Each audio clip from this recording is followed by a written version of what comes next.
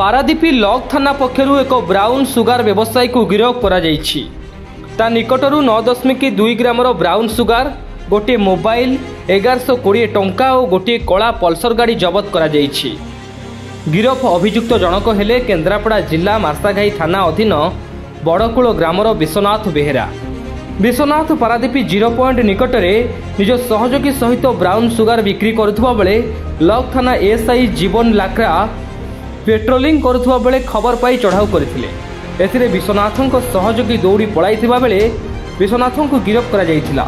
विश्वनाथଙ୍କ नामरे पूर्वरु brown sugar व्यवसायर अभियोग थिबा बेले तार सहयोगी संपर्क रे मध्य तथ्य मिलिछि।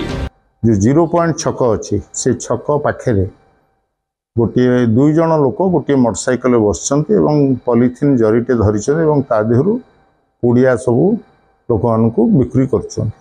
जेतबेले पुलिस गाड़ीटा एवं पुलिस की देखिदेले ता भितर 2 जन भितर जणे उठी दौड़िकी पळैला एवं मोटरसाइकल सहित जणिए लोक को से धरिबा को सक्षम होइतले। ता ना होची विश्वनाथ बेहेरा, ता घर मार्साघाई बड़कुल। जरीथिले ब्राउन सुगार एवं किछि गोटे नगद किछि टंका थिला। ब्राउन सुगार टाकू ओजन कला बेले जना पड़ला सेटा विथ पॉलिथिन जरी थिला 10.200 ग्राम्स। कैश थिला टोटल 1120 रुपीस एवं तार मोटरसाइकल तो D21P 8359। से मोटरसाइकल टाकू भी आमे जबती तालिका रे रखिलु।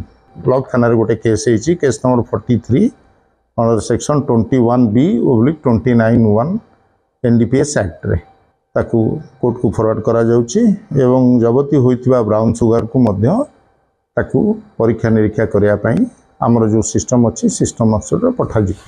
विश्वनाथ को आज कोर्ट चालान करा जाइथिबा बेले तार सहयोगी को खूब शीघ्र गिरफ्त करा जिवो बोली पारादीप अतिरिक्त एसपी एक सांबादिक सम्मेलन रे प्रकाश करिसेंति।